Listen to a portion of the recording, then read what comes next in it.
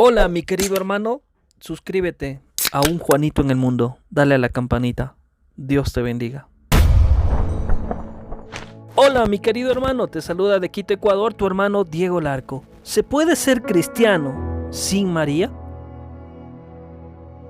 En el Evangelio de San Lucas, capítulo 1, versículo 45, dichosa por haber creído. Mis queridos hermanos, el término cristiano es bíblico. En el libro de los Hechos de los Apóstoles nos narra que fue en Antioquía en donde los apóstoles recibieron el nombre de cristianos. Hechos 11:26. Ahora bien, definido de dónde proviene el término cristiano, nos podemos preguntar qué significa ser cristiano.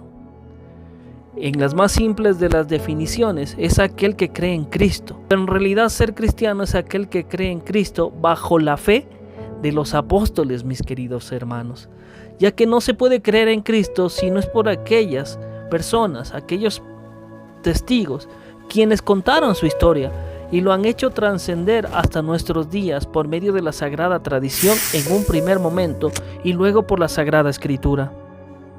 Nosotros, como cristianos católicos, siempre hemos sido, porque nuestra fe proviene directamente de los apóstoles. La palabra católico viene del griego que significa universal. En los primeros siglos de la Iglesia, los términos cristiano o católico se utilizaban indistintamente. Somos cristianos universales, católicos, porque Jesús, antes de ascender al cielo, nos dejó el siguiente mandato que expone la universalidad de su mensaje. Vayan y prediquen el Evangelio a toda criatura. Marcos 16:15. Podemos ver cómo San Juan Crisóstomo en su homilía sobre el Evangelio según San Juan, capítulo 19, versículo de 2 al 3, en el año 390 decía: entonces, según recibían diversos nombres, mas ahora tenemos un único nombre, mayor que a todos aquellos, nos llamamos cristianos, hijos de Dios, amigos, un solo cuerpo. Esta apelación nos obliga más que cualquier otra y nos hace más diligentes en la práctica de la virtud. No hagamos nada que sea indigno de tan grande nombre, pensando en la gran dignidad con la que llevamos el nombre de Cristo. Meditemos y veneremos la grandeza de este nombre. Muy bien, somos cristianos y bajo la universalidad del mandato de Cristo nos encomendó. Nos llamamos católicos, por ende somos cristianos católicos, comprometidos en la vivencia del misterio de Cristo a la luz de la fe apostólica. Dentro de la fe apostólica, María es celebrada tanto en la tradición como en las escrituras, mis queridos hermanos. Dichosa por haber creído. Lucas 1:45. No se puede separar a María de la apostolicidad, ya que desde la comunidad primitiva que está compuesta por los discípulos, amigos y familiares de Jesús, la Virgen María tenía una especial estima entre todos los miembros, el cual fue extendiéndose entre los que se agregaban. Y cabe destacar, mis queridos hermanos, que antes de ser escritos los evangelios, hubo un gran periodo de aproximadamente 20 años en que los relatos de la vida de Jesús fueron de boca en boca.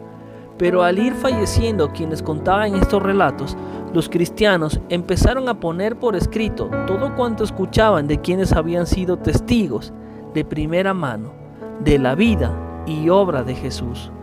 Esto es lo que se llama la Sagrada Tradición Apostólica. En este contexto, mis queridos hermanos, podemos tomar como referencia el trabajo de San Lucas, discípulo de Pablo, en el cual es palpable que antes de recibir su evangelio recopiló la mayor cantidad de información sobre quién, sobre Jesús, mediante una especie de investigación que tuvo que documentar para escribir su obra y en la que podemos apreciar con mucha nitidez la importancia de María en la comunidad cristiana. Él la llama la llena de gracia, la Shaire Keharitomene, en Lucas capítulo 1, versículo 28. A partir de este punto, podemos empezar a esbozar, a explicar que la figura de María está estrechamente ligada, unida a la herencia cristiana que hemos recibido de los apóstoles, mis queridos hermanos. No solo por el privilegio de haber sido la madre de Cristo, sino por los méritos que ella reflejaba en su diario vivir. María fue la primera cristiana, ya que ella creyó en Cristo, antes que cualquier otro ser humano, mis queridos hermanos. María fue la primera discípulo, debido a que ella siguió atentamente los pasos y las enseñanzas de su hijo. Siempre fue consciente de que el fruto de su vientre era el Mesías, el Hijo de Dios. María fue la primera apóstol, ya que el día de Pentecostés ella estaba presente en el cenáculo y fue testigo de la obra maravillosa del Espíritu Santo, de la cual ella ya era partícipe desde la Anunciación años atrás. Lucas 1:35.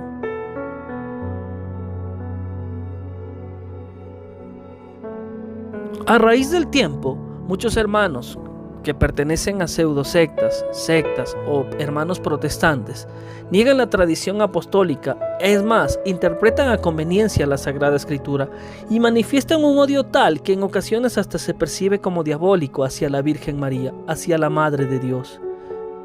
Es así, mis queridos hermanos, que tomando como base la definición de cristiano, se generan varios cuestionamientos. ¿Será digno de un cristiano no amar a la Madre de Cristo? ¿Se honra el nombre de Cristo al ofender a su madre?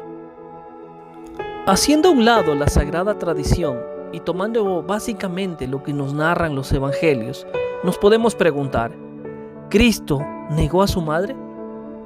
¿Les enseñó Cristo a los apóstoles a no querer a su madre? ¿Por qué entonces les encomendó al apóstol San Juan? Y la pregunta crucial, ¿se puede ser cristiano sin María? Porque muchos de los hermanos separados nos atacan tanto en el tema de María. Incluso, hasta los reformadores tenían una concepción de María diariamente opuesta a lo que ahora predican muchos hermanos que pertenecen a sectas cristianas. Dentro de eso podemos ver lo que citan sus fundadores acerca de la Virgen María, la Madre de Jesús. Por ejemplo, Martín Lutero, fundador de los luteranos, en su sermón de Navidad en 1531, dice así: ella es la mujer encumbrada y la joya más noble de la cristiandad, después de Cristo. Ella es la nobleza, sabiduría y santidad personificadas. Nunca podremos honrarla lo suficiente, aun cuando ese honor y alabanza debe serle dado en un modo que no falla a Cristo ni a las Escrituras. Juan Calvino, fundador de los calvinistas. Helvidius mostró demasiada ignorancia al concluir que María debió haber tenido muchos hijos, por la razón de que son mencionadas algunas veces los hermanos de Cristo. Ulrico Zwinglio, reformador protestante, publicó en el año de 1524 uno de los sermones que trató sobre María, siempre Virgen Madre de Dios, y dice así: nunca he pensado, ni mucho menos enseñado o declarado públicamente nada concerniente al tema de la siempre Virgen María, Madre de nuestra salvación, que pudiera ser considerado deshonroso, impío, sin valor o malvado. Creo con todo mi corazón, de acuerdo con el Santo Evangelio, que su pureza virginal nos conduce hacia el Hijo de Dios y que ella permaneció durante y después del parto pura y sin mancha, virgen por la eternidad. Henry Bullinger, reformador protestante. La Virgen María, completamente santificada por la gracia y la sangre de su único Hijo, abundantemente dotada del Espíritu Santo y distinguida entre todos, ahora vive felizmente con Cristo en el cielo. Es llamada y permanece siempre virgen y es la Madre de Dios. Mis queridos hermanos, es interesante analizar cómo los fundadores de las iglesias provenientes de la Reforma también amaban y veneraban profundamente a la Virgen María. Hay que decir algo muy importante. La importancia de María no radica en que ella sea el centro de nuestra fe, sino en su absoluta obediencia a la voluntad divina, causa por la cual se deshizo de la desobediencia primera y causa por la cual Cristo vino al mundo para alcanzarnos la salvación eterna y anhelada en la historia de la salvación. Es pues este lugar preeminente en la historia de la humanidad, lugar a que ningún otro santo llegará jamás, pues el más grande hombre del Antiguo Testamento solo fue capaz de hablar cara a cara con Dios. Sin embargo, María enseñó a hablar al niño Dios y el mismo Dios le pide un sí para hacer posible su plan de salvación. Todo esto es el motivo por el cual María es tan importante para el católico. Quiero terminar citando las palabras de San Luis María de Montfort: a Jesús por María, una cristocéntrica mariológica. Es decir, Cristo es el centro de nuestra fe. Él murió en la cruz, no María. Él nos salvó con su sangre preciosa. Él es Dios, mientras que María es un ser humano como tú, como yo, mi querido hermano. Por ello nunca podremos pensar o decir que María quiere quitarle el centro a Cristo, pues ella está en una posición única.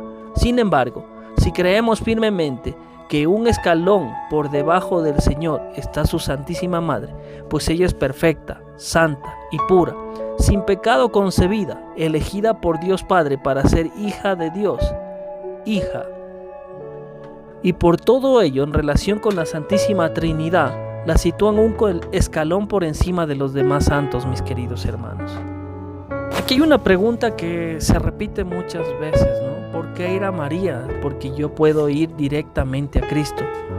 La respuesta es, claro, puedes ir directamente a Cristo, nadie te lo va a impedir, pero también puedes ir a Cristo a través de su madre. Y esto no significa que sean dos caminos los posibles, pues María está unida a su Hijo en el amor, en su misericordia, en su bondad, y esta unión es tal que la división de caminos que pueden ver al final es uno solo, pues ambos llegan al mismo destino, Cristo.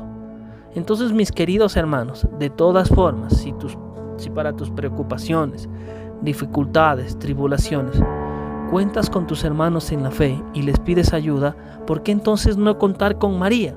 Si es exactamente lo mismo, hacemos lo mismo, le pedimos a ella que está presente en todas nuestras preocupaciones y penas, al Señor, que ore por nosotros ante su Hijo, para que éste nos ayude. Este es el mismo camino, mis queridos hermanos, que un protestante sigue en su congregación cuando le solicita a su pastor orar por él. Al final de la oración, el pastor no queda en el pastor, se la dirige al Señor y ésta llega a Dios. Lo mismo pasa con la oración de María, pero con un detalle muy importante. Santiago 5:16. La oración del justo tiene poder. Y María es la mujer más justa que ha habido y habrá sobre la tierra. Por ello la Escritura dice, el poderoso hizo grandes cosas en mí. Lucas 1:49. Si la oración del justo es poderosa, ¿cómo será la oración de la Virgen María? Si Dios hace caso a los que le pedimos por intercesión de otros, que son simplemente hermanos, ¿crees que no hará caso a quien le dio a luz? Dios te bendiga, un abrazo fuerte y recuerda que Cristo cuenta contigo.